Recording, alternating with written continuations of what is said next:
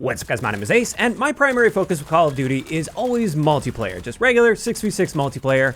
However, sometimes I will dabble with the other modes that the game has to offer, and that was my plan with Endgame this time around, and that's going to be the primary focus of today's video because after putting a little bit of time into it and grinding out a couple camos, I've been very pleasantly surprised with the endgame experience in this, and I wanted to spread the word a little bit for people that have maybe written this mode off and haven't really tried it out yet. I think for some of you at least, you're really missing out on something that I find to be a lot of fun at least. And it's even at the point where I think I'm going to be doing the mastery grind for it when I had no intention of doing that previously.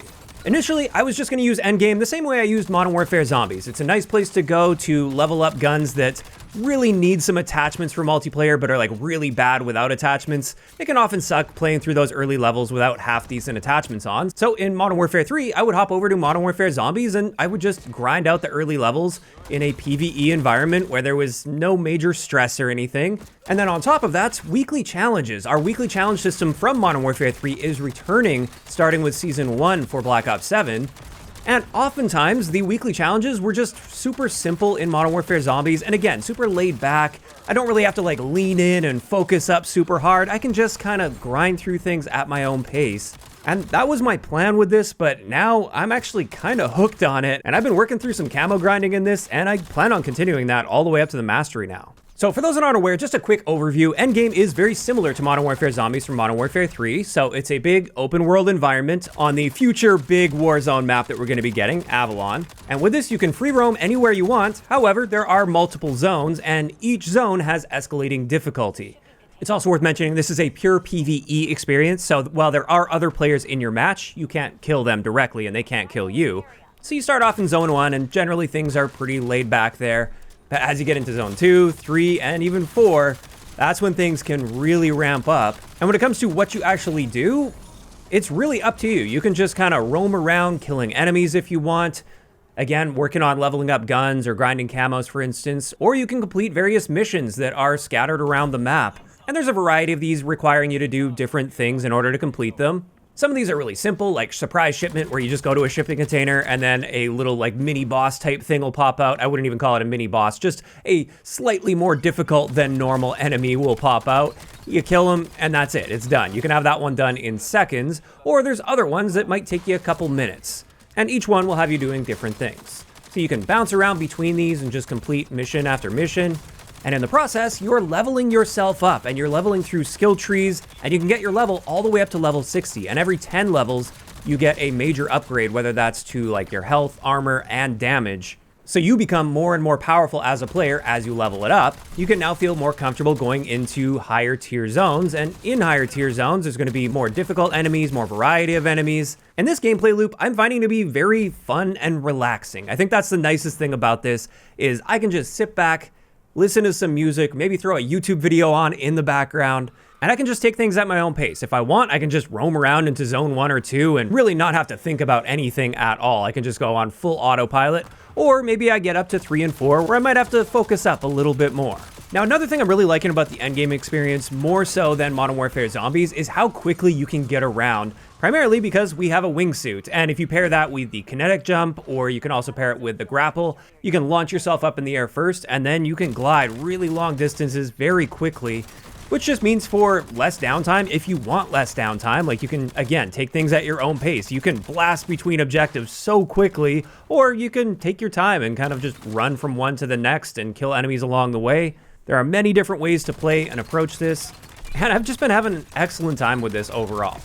Also, while I've only been playing solo, I could see this mode being excellent for hanging out with friends. Again, just to have like a really chill time where you're primarily focused on the socializing aspect, more so than making sure you're locking in for a really competitive situation. You can just kind of hang back and complete missions with each other and just roam around, and I like the idea of that as well for endgame.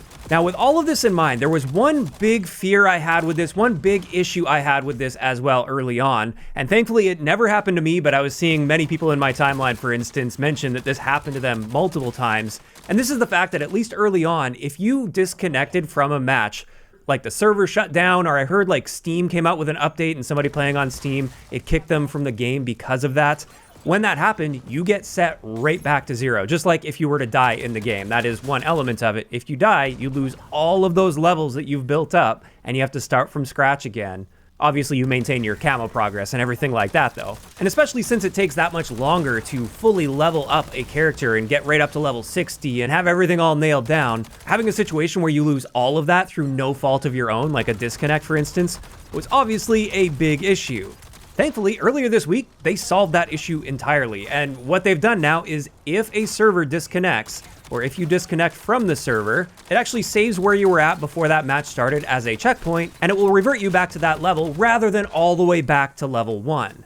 Meaning, you lose any progress you made throughout that one specific match that you disconnected from, but at least that's all you lose when that happens, and you're not literally starting all the way back at level 1. So if I was level 60 when I started that match and I disconnect, I'll still be level 60 on that operator. So that's definitely taken away some of that stress that's always been in the back of my mind, at least. Again, even though it never actually happened to me, it was just always something I was afraid would happen, because that's quite a few hours of grinding to get up to that point that would just get thrown away if you disconnected. Not anymore. And then another mention of something I'm a little concerned about with Endgame is, will this gameplay loop last long term?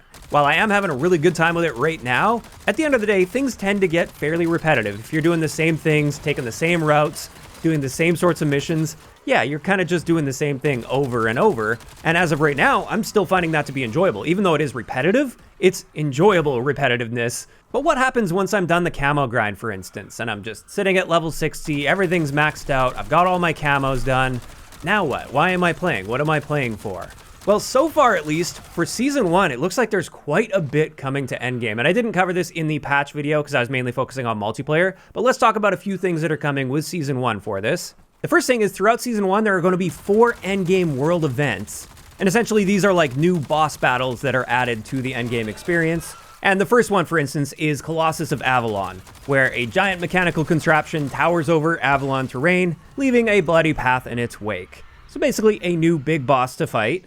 Then, in addition to that, at launch for Season 1, we're going to have Toxic Tyrant. Then, mid-season, we're going to be getting one called Wraithwing.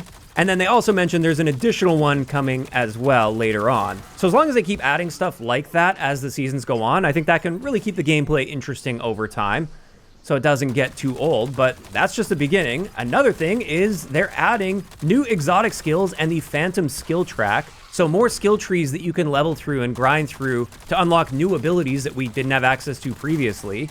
And they showed off a bunch of these right here. I'm not going to read through all of them since it's not really the primary purpose of this video, but there's a bunch of new abilities that are going to be unlocked here, which can change up the gameplay flow a little bit as well. And finally, they mentioned there's going to be a Codmas event that ties in with Endgame as well, so it'll be more of a Christmas-themed thing. I don't know if they're going to change the map up at all and add snow or something. Obviously, time will have to tell when it comes to that, but there's at least going to be some sort of like limited-time Christmas-themed event.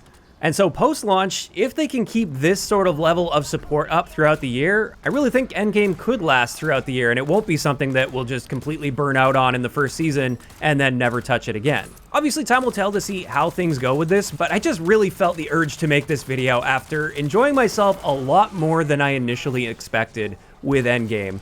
I just wanted to spread the word on that, and this is where I want to hear from you guys in those comments down below. For those of you guys that have been playing Endgame at all, how are you feeling about this mode? Do you guys like it? Do you plan on doing the camo grind for it? Or maybe not so much. Was it just not for you? Just let me know down below. If you enjoyed the video, a like rating is always appreciated. And don't forget to subscribe for more if you haven't already. I'll talk to you guys next time.